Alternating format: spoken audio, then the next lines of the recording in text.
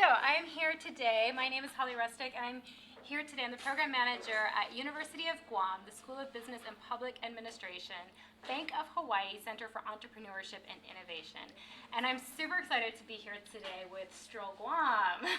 Thank you for the opportunity. Yeah, absolutely. Thanks for coming on the podcast. We're also on YouTube Live right now, so just thanks for coming down to the center and this is your second time.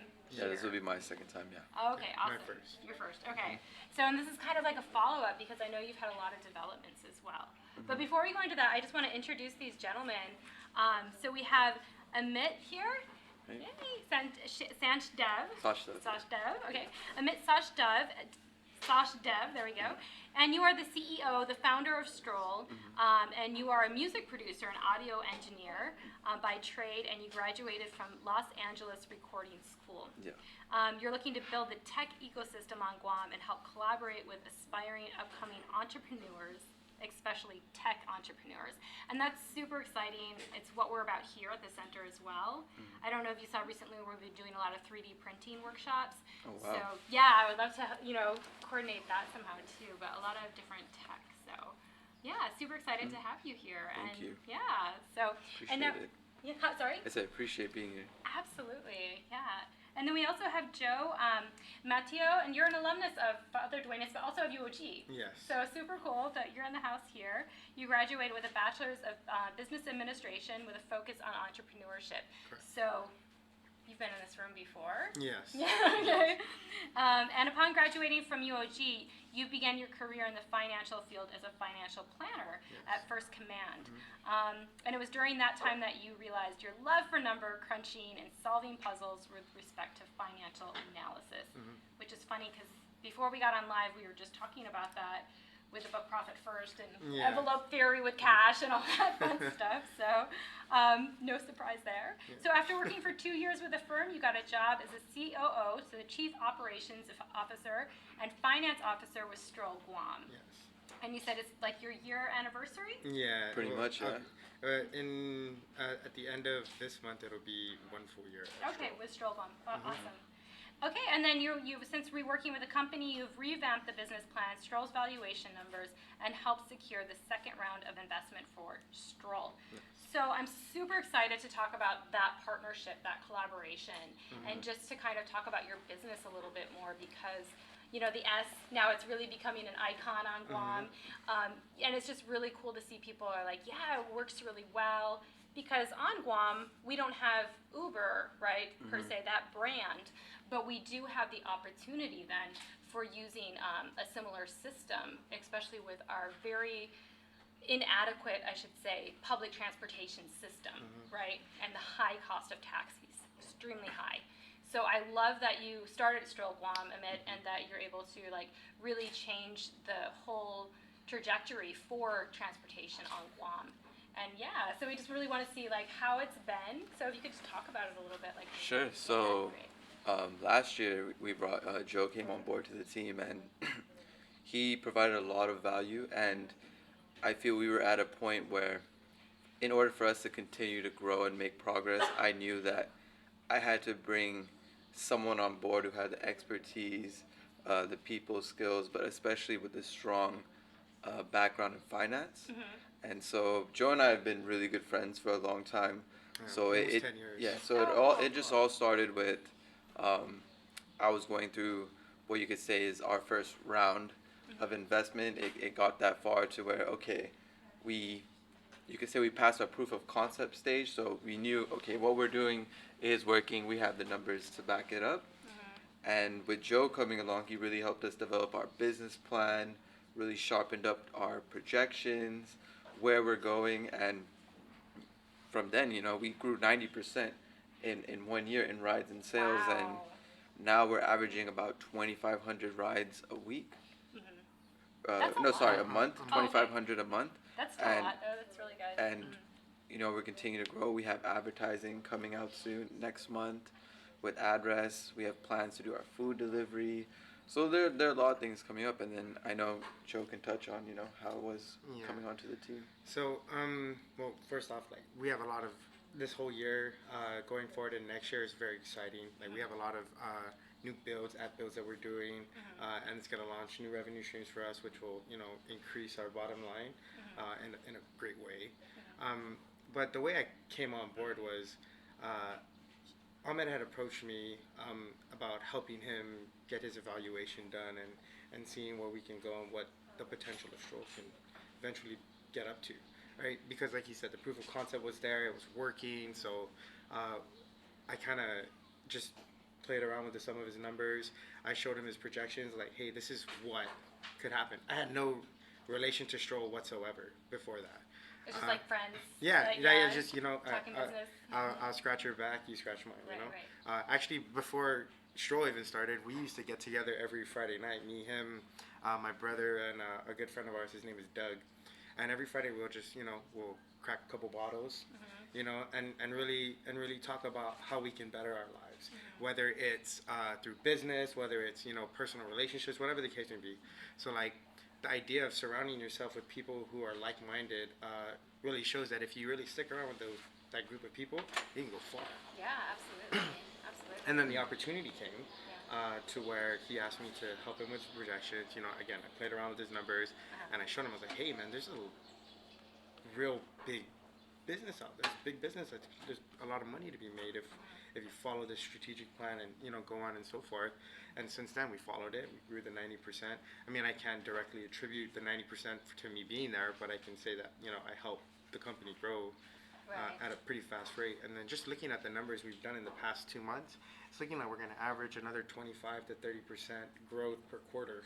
Wow. So yeah, it's really exciting. And is that a lot? Is it just getting the name out there, getting people to use it, because it's a behavior shift too, right? To actually have people download an app, and it's new to Guam, right? So like, is there a movement to help with that? Is that what you guys are targeting? Yeah, or? I mean, I'd say there is a behavior shift, you could say, but what I look at it is people are exposed to this concept worldwide. If you go to the Philippines, you'll see Grab. If you go to the States, you'll see Uber and Lyft, right? And so I think it would be pretty naive for us to believe that this global concept will never be here and have no effect, and people wouldn't want that same type of service and conveniency. And I think also with what we're doing is I tell people is we have to look at both bases. So of course our riders are our customer base, but we also look at our driver base, right? And so in terms of creating demand, you could say when it comes to marketing, we have to be strategic where we don't create a certain demand that we cannot supply or have enough drivers for, right? So it's really a thing of finding equilibrium for both. Yeah, it's almost like a seesaw battle, right? What we don't want to do is create too much of too many people requesting rides, and then we don't have enough drivers to facilitate the rides, and then vice versa, putting too many drivers on the network and then not having enough people requesting rides to suffice. Right? Because then you'll just lose more money off of turnover costs with employees, whatever the case may be. So we try and we're very strategic, and everything that we do is premeditated going forward. Nice. So I mean, it's shown, right? We've managed consistent growth in rides throughout the weeks and the months. So I remember we were around 450 rides average a week, and then we slowly grew that to 600 plus rides a week. Wow. And then and there's times because our target market is the military and the tourism, and then again we're trying to get the food delivery to kind of cater to the locals. But that's smart. When like the military ships come out, we see huge spike in rides, right? So you guys are really aware of what's going on. Yeah, and we have to be, because if we're not, then we won't grow. There's no way to sustain the growth if we're not constantly looking out at all the how do I say this? All the little variables that deal with how we need to grow. Right. So if we don't pay attention, then we're not going to grow. So that's really interesting. So even like with the United Marathon coming up, or big events like that, or you just know like, okay, July is a big market for tourism or whatnot. So but even, I mean, are you constantly almost data mining to get the event information? And Always. Okay. Yeah. Always. Like I tell everybody, you have to respect the data. Yeah. Right, and I think people want to dictate their actions based on what they feel, maybe not what the data is telling them. Where, Joe will point out to me like, hey, this is what's going on. This is what we need to do. This is how we can double what we're doing. This is a good projection. And so I think by us really analyzing the data properly, we're able to make good decisions moving forward. Awesome. And where do you find the data? Like, do you have multiple sources, or, you know what I mean? Do you have I've got my tourism hookup? Well, we have a back-end website which controls everything on our back-end, so we can see all locations, times of rides. Yeah. So all those data points we have in our back-end. And then, of course, we to find out like tourism numbers, we work with like GVB, get those statistics. But it's also, what I would say is, just you have to go out there and experience. Like what I do at times is I'll drive through Tumon at certain times of the day to see what is the foot traffic activity, things like that. So I think it's just applying the time and the effort, and you can come up with a lot of data. That's really cool. And also a pretty interesting thing on our back end is like when a tourist books a ride, it's not in English, it's in either Japanese, Korean, and if it's not in Japanese, Korean, their numbers, their area codes or their country codes will pop up, and we're like, okay, we know that this person originated from this country. So like, and we know that based off of our marketing tactics, that we put like this much focus into the Korean market, and we've seen that this market grew 15% from the previous month, or vice versa, whatever the case may be. And it's all about looking at the data, reverse engineering it to actually what we did during the month to see what was most effective. And then that's how we kind of pick and choose like which is the certain routes that we need to take in certain months, right? And we're still developing everything going forward. I'm not going to say Stroll's perfect, because we're not. And to think that we're perfect is, naive. So we need to constantly improve. And the day we get content with where we're at is the day we'll lose. Right. So the goal is to never be stagnant, never plateau. Right. We need to constantly grow and grow and grow and grow, and be able to facilitate that growth properly in order to move forward. Yeah.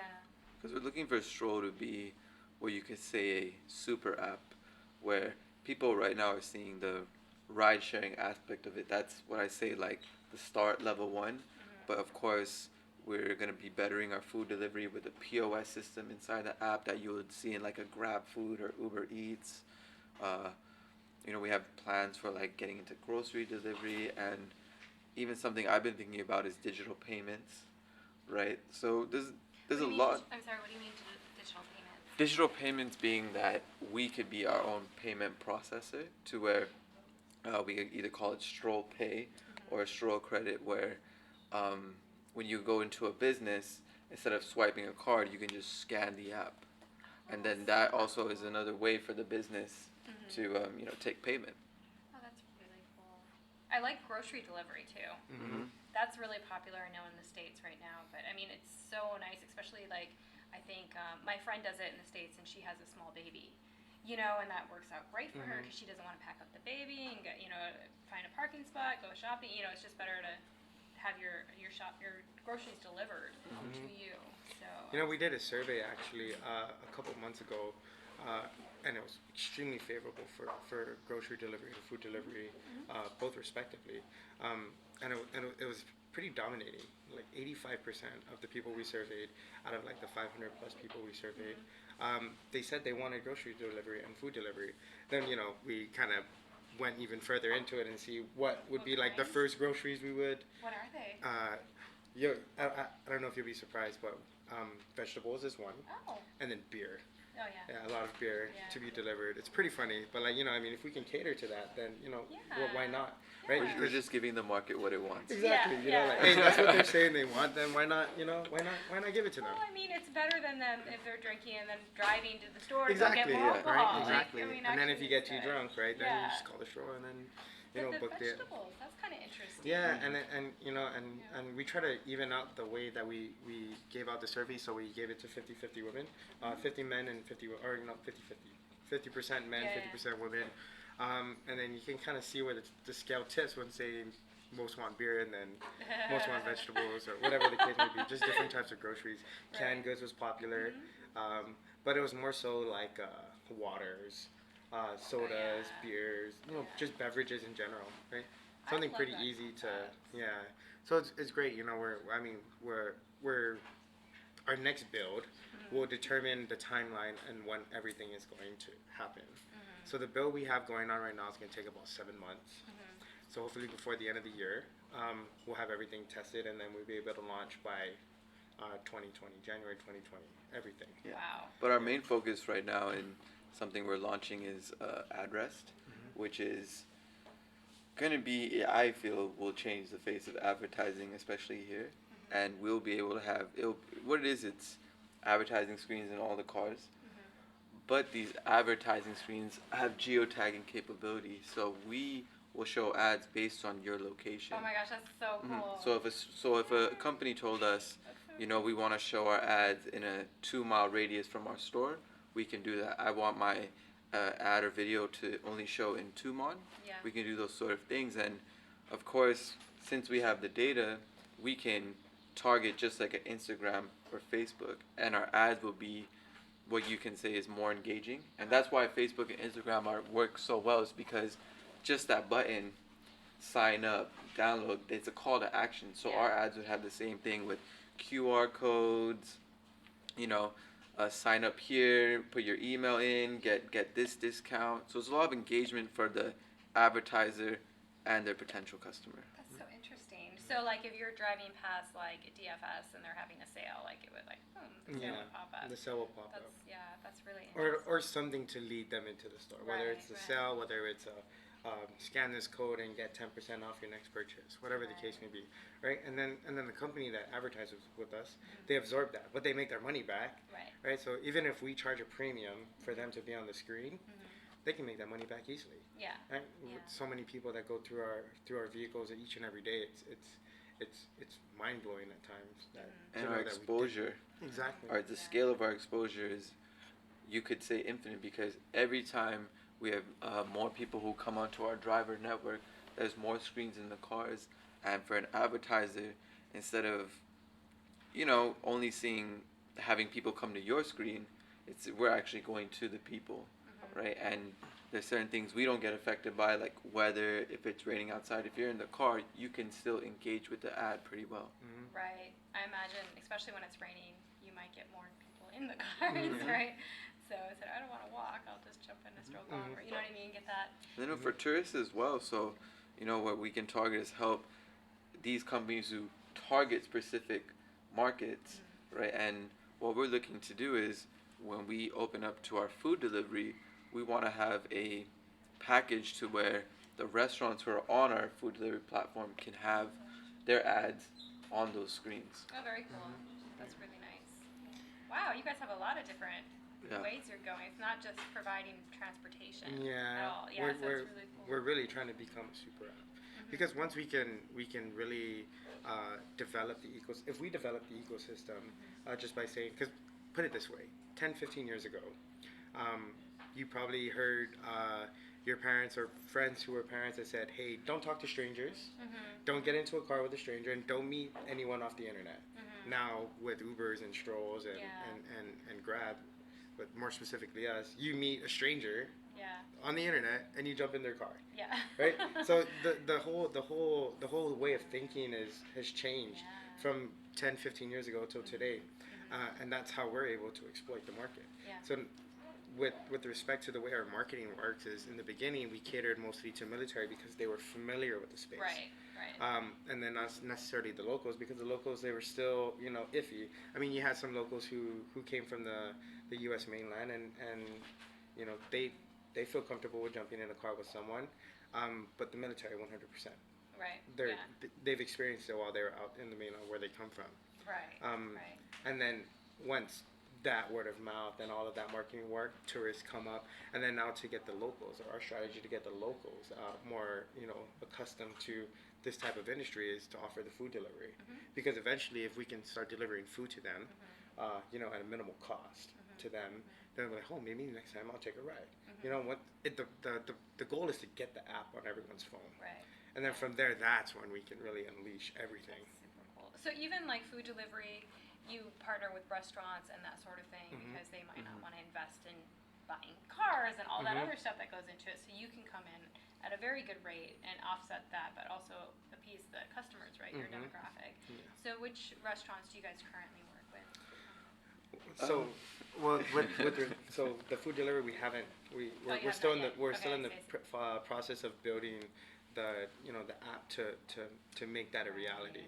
Like we have delivery right now where we can, transport food, but we do not have the POS inside our the app. So in terms of making an order, seeing the menu, we don't have that capability at the moment. Yeah. And so we've realized that, especially in apps, right?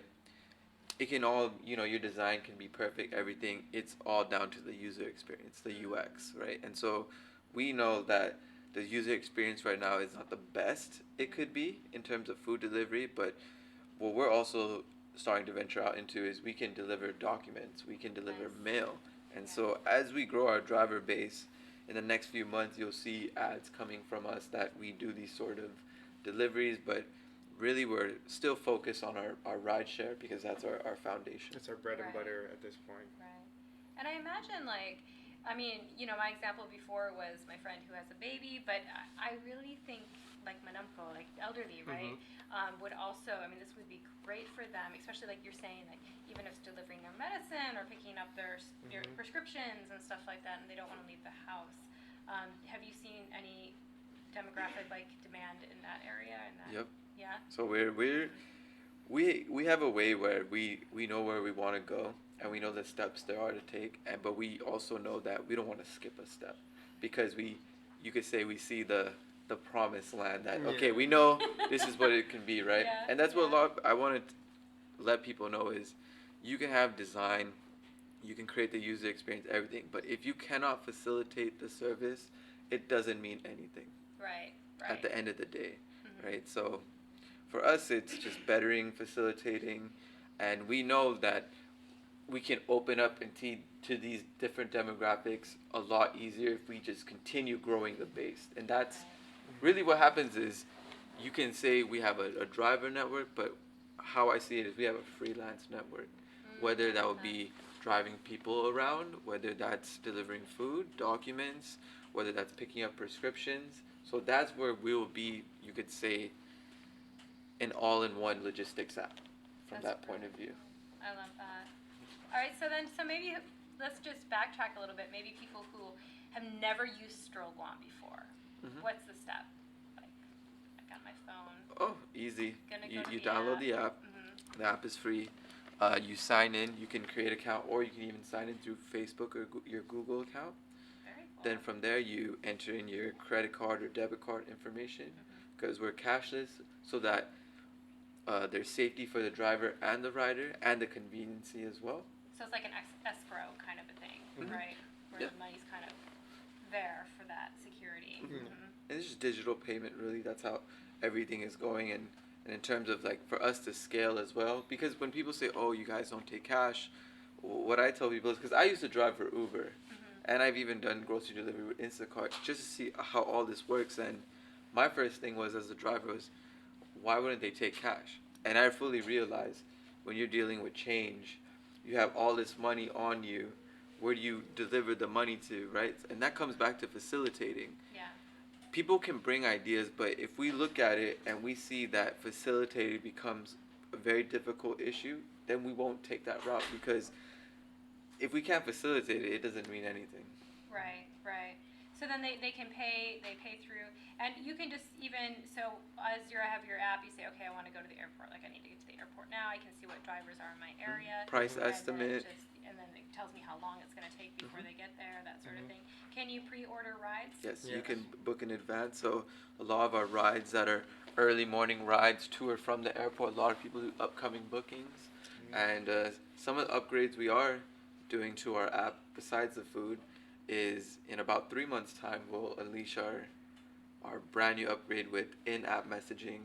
Our whole map for our drivers will be changed to where they can see where the demand is on the island through their map, which the map changing colors, so it'll be all automated. What else is in that upgrade? Oh, we have a tip button for There's a drivers. tip button for drivers as well. Yeah. So what we do is we look at the data, we get the feedback from drivers, and it's like Joe said, what we do is we just reverse engineer the data we're given. We don't. It's not like we're playing a guessing game, and I think all these businesses and entrepreneurs can take advantage of that. If you want to get data, you can get data. Like I was just showing him when's the best time to post on Instagram. You know, that's certain information you can get easily. Yeah. Yeah, it's really. I like that you're using the data. That really makes a lot of sense. I think it's actually a pretty daunting task, collecting data mining. But just because there's so much out there, how do you choose which one to choose? But if you know exactly what you're looking for, then you know what data points you need to go to, and then we can reverse engineer it and get to like the bottom line. Like, you know, like we notice, we used to get $4 fare corrections, right? And like, so the app will manually charge $4 as a fail-safe if there's a drop in connection. And we started noticing that, and then we found out, okay, so if we're stuck in 4G and then it goes to 3G, it might hinder the sequences of the app, which is, but it's something that we were aware of. So we can educate everyone until we can get like more reliable service, whatever the case may be, island-wide, like not just in the populated areas, even the dead zones, like back road or way down south or way up north. You know, if we can educate everyone to say, hey, this is, you know, if you know that this is an issue, then educate the customers, and then that way there's more satisfaction from them. Oh, I understand. Right. Because again, we're not perfect, and Island of Guam is not perfect, but it's just a matter about getting. No business is perfect. Yeah, and it's a matter about just getting there, and staying there, because business is an infinite game. It's not finite like the game of baseball or the game of football, right? Where there's set rules and set time limits, and you know the person who gets to the end of has the most points at the end of the day wins, right? It's not a finite game. We're constantly progressing, and then it's not about racing to the top, but being able to stay at the top in whatever industry you're in. Absolutely. So how many drivers do you guys have right now? So we have 43 the last I checked. Nice. 43 drivers, and then anywhere active between 25 to 35 drivers in a week. Active. Wow. The goal is to get to 50 active drivers in a week. So 50 people constantly rotating around the app all week, which would require anywhere between like 70 to 80 drivers on our network. Very, very cool. Yeah, but the goal is to get to 50 by June, 50 active, and then hopefully, I mean, sounds a bit far, but 100 active drivers on the network at one time by next June. Absolutely, especially with your new services. I mean, I think that's totally doable. So I know we're coming to our close here for the podcast, and then we're going to be opening up the Dean's Speaker Series, where you guys are also going to be presenting here at the university. But did you guys want to give any last tips for our listeners on YouTube or on our podcast on iTunes? Sure. I would say if you're an entrepreneur, a lot of people ask me like, what are the main things you deal with, or what is the best piece of advice? And I'd always say is that it's a constant battle, and there's a lot of ups and downs, and you just have to keep going. But also, going back to what I was saying about data, is respecting the data, knowing that if you're showing you something and you have to make a change, even if it's a dramatic change, you have to do that. It's all about adapting, right? I think what happens is some people want it to be so curated to what they envision, but at the same time, you're trying to satisfy the market, right? And if the market is saying this is what they want, you have to give the market what they want. I love that. I love it. Up and down.